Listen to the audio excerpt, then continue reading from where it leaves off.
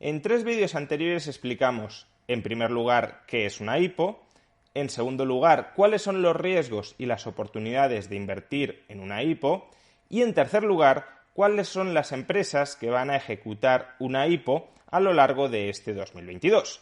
Pues bien, en este cuarto y último vídeo dentro de la serie de vídeos apadrinada por Freedom Finance Europe, vamos a explicar cómo se puede valorar, cómo se puede evaluar, cuáles son los métodos para ponerle un precio a una IPO. Veámoslo.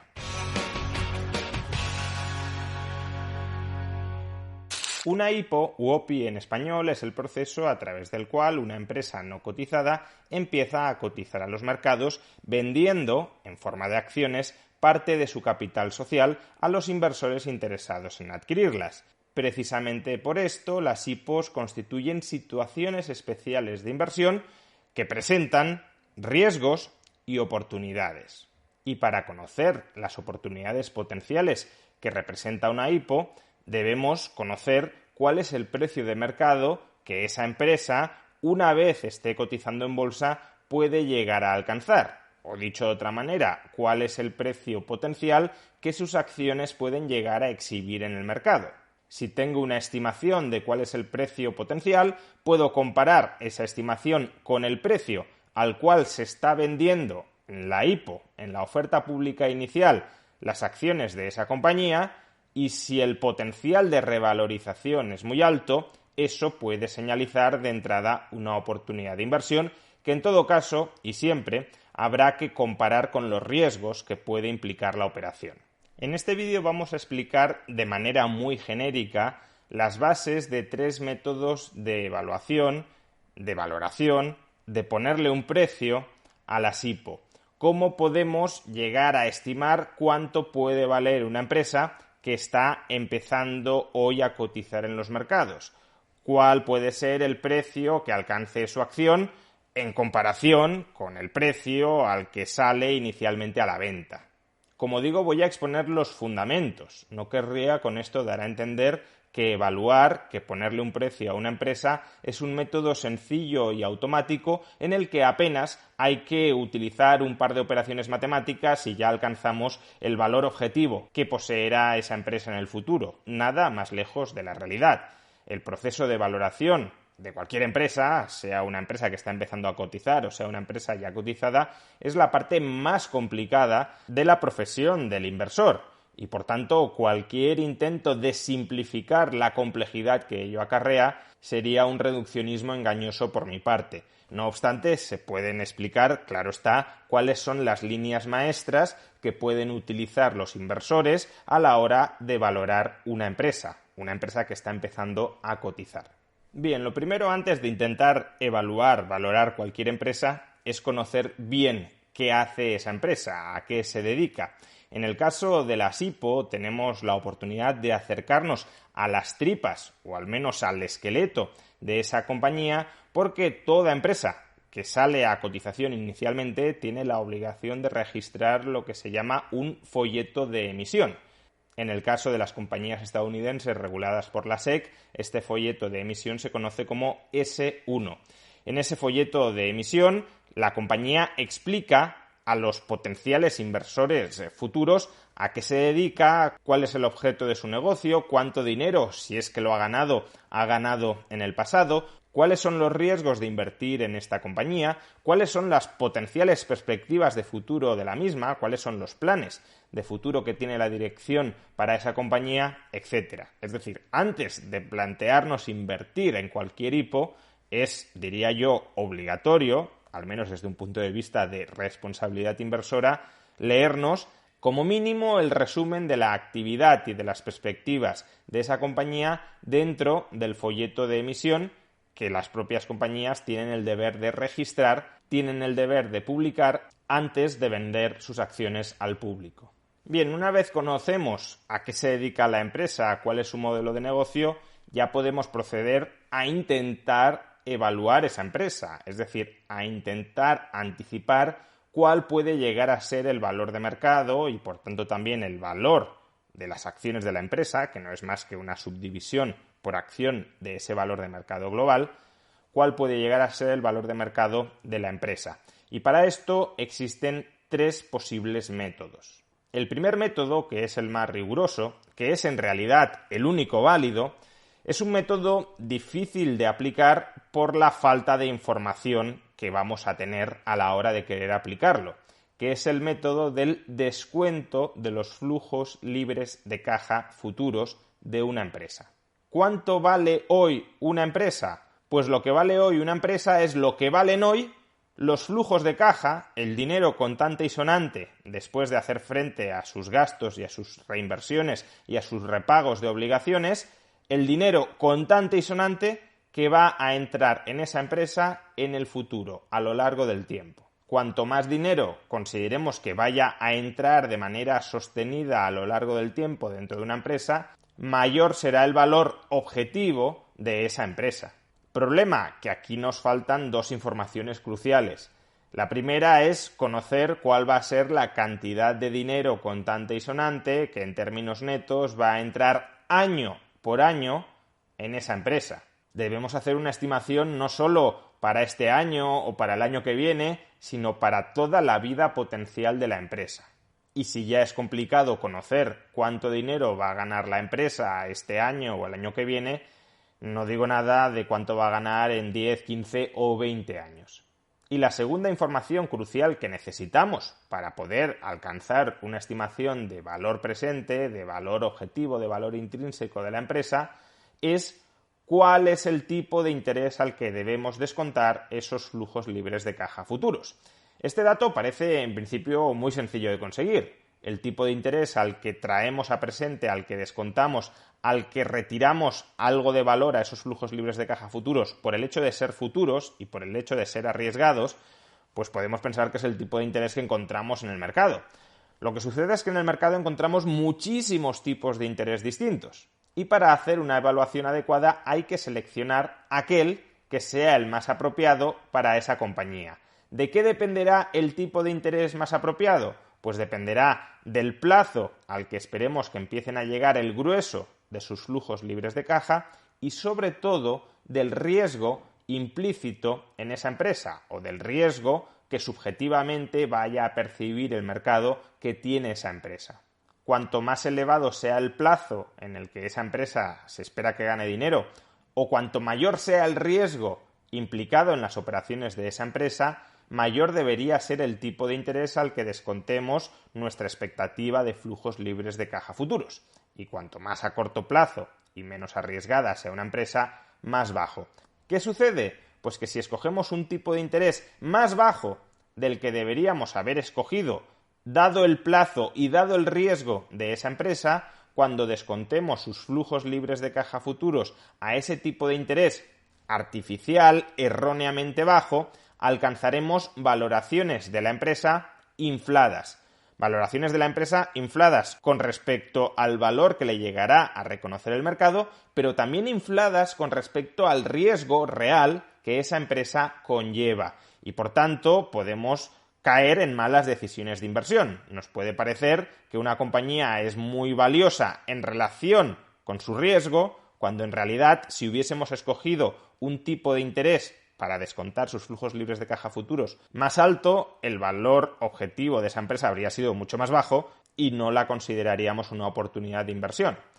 Pero también nos podemos equivocar en el sentido inverso. Si escogemos un tipo de interés demasiado alto para descontar los flujos libres de caja futuros, demasiado alto en relación con el plazo al que llegarán esos flujos libres de caja futuros o con respecto al riesgo implicado en la operación, lo que sucederá es que llegaremos a una estimación del valor objetivo, del valor que esa empresa tenderá a exhibir a largo plazo en el mercado, que será artificialmente bajo, que será erróneamente bajo, de manera que estaremos rechazando inapropiadamente oportunidades reales de inversión. Si una compañía va a valer 100 millones y yo estimo, porque utilizo un tipo de descuento muy agresivo, que esa empresa va a valer como mucho 30, pues me estoy colocando una venda en los ojos ante esa oportunidad de inversión. En lugar de considerar que vale 100, me engaño a mí mismo diciendo que vale 30, no invierto y se me pasa esa oportunidad. Por consiguiente, el primer método de valoración de una compañía, también de una IPO, es un método adecuado, pero problemático. Es adecuado porque efectivamente el mercado a largo plazo tiende a valorar a las empresas de esta manera. Las empresas en el mercado tienden a valer el dinero que, en términos netos, son capaces de generar de manera sostenida, descontando ese dinero en función del tiempo y del riesgo implícitos en esa ganancia de dinero.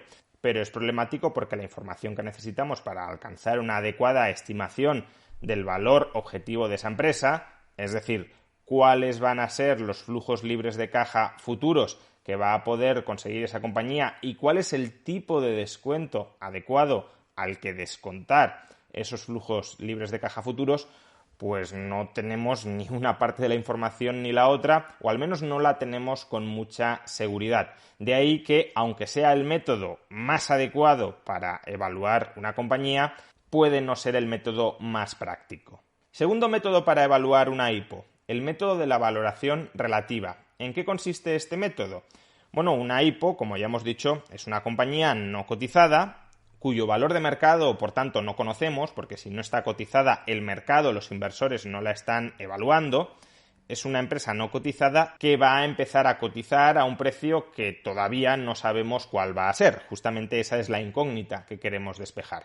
Pues bien, si encontramos en el mercado bursátil otras empresas cotizadas que desarrollen una actividad similar a la empresa que está planteando la IPO y que consideramos que pueden ser empresas que de alguna manera reflejen lo que es o lo que puede llegar a ser la empresa que está ejecutando la IPO, podemos hacer una comparación entre ambas. Si esta compañía cotizada, que es valorada por el mercado en 100 millones de euros, es muy parecida a lo que es o a lo que creemos que será esta empresa que va a empezar a cotizar en los mercados, bueno, pues tenemos una cierta referencia de que quizá esa empresa terminará valiendo alrededor de 100 millones de euros. Es decir, evaluamos la empresa no por sus méritos internos, sino que la evaluamos en relación con otras empresas cuya valoración de mercado sí conocemos, porque son empresas ya cotizadas, que los inversores llevan tiempo evaluando. El problema de este método, claro, es que deberíamos ser capaces de encontrar empresas muy similares a lo que es o a lo que creemos que será la empresa que está desarrollando una IPO. Y esto no siempre es posible, no siempre existen empresas no ya que se dediquen a lo mismo, sino que vayan a tener un mismo tamaño, que estén operando en un mismo mercado, con unos mismos riesgos que la empresa que está planteando la IPO. Y claro, si no existen estas empresas similares, no podemos aplicar el método de valoración relativa. Y en tercer lugar nos encontramos con el método de múltiplos, que no deja de ser una especie de mezcla de los dos métodos anteriores, del método de descuento de flujos libres de caja y del método de valoración relativa. ¿En qué consiste el método de múltiplos? Bueno, toda empresa cotiza en el mercado a un determinado múltiplo con respecto a sus beneficios. Esto es lo que se conoce como ratio PER, Price Earning Ratio. El precio de una acción o la capitalización de una empresa es X veces superior a su beneficio por acción o al beneficio del conjunto de la empresa. Históricamente, el conjunto de las empresas del mercado bursátil suele cotizar a unas 15 o 16 veces beneficios. Es decir, que si una empresa gana 10 millones de euros, tiende a valer su valor de mercado en condiciones normales, a medio o largo plazo, tiende a ser de 150-160 millones de euros. Sin embargo, aquí influyen muchas variables. También influyen, por ejemplo, los tipos de interés. Si los tipos de interés en el conjunto del mercado están muy bajos, estos múltiplos tienden a incrementarse. A su vez, si esperamos que una empresa gane mucho más dinero del que está ganando hoy, podemos estar dispuestos a pagar múltiplos mucho más altos, 50, 60 o 70 veces beneficios presentes, porque lo que estamos es no calculando el múltiplo con respecto a los beneficios presentes, sino calculándolo con respecto a los mayores beneficios futuros. La valoración por múltiplos, en última instancia, no es más que una forma abreviada, simplificada, imprecisa, de desarrollar el primer método que hemos mencionado, el descuento de flujos libres de caja. Pero tiene la ventaja de que no necesitamos estimar toda la serie de beneficios futuros que puede llegar a conseguir una determinada empresa. Como muchas IPO, cuando quieren empezar a cotizar en los mercados, ya tienen beneficios, ese dato histórico pasado ya lo tenemos y también podemos observar cuál ha sido la evolución del crecimiento de esos beneficios, de tal manera que podemos extrapolar, siempre con prudencia y siendo conscientes de que será una extrapolación probablemente imprecisa, pero podemos tratar de extrapolar cuál será la evolución de sus beneficios en el medio plazo, no en el muy largo plazo, pero sí en el medio plazo. Y si tenemos, ya digo, ese beneficio promedio, ya sea promedio hacia el pasado o promedio hacia el futuro, ya tenemos uno de los datos que necesitamos para aplicar el método de valoración por múltiplos. ¿Cuál es el otro dato que necesitamos? El múltiplo al que debemos multiplicar ese beneficio promedio. Y aquí de nuevo nos encontramos con un problema similar a la elección del tipo de descuento adecuado en el primer método que hemos analizado, el descuento de flujos libres de caja futuros.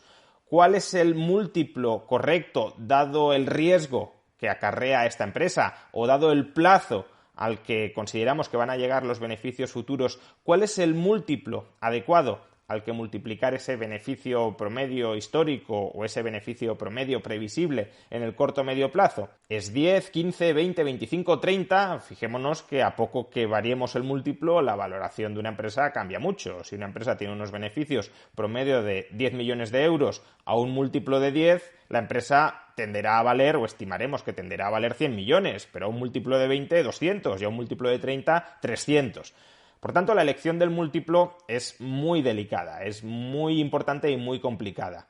¿Qué podemos hacer? Pues aquí es donde encontramos el paralelismo con el método de valoración relativa.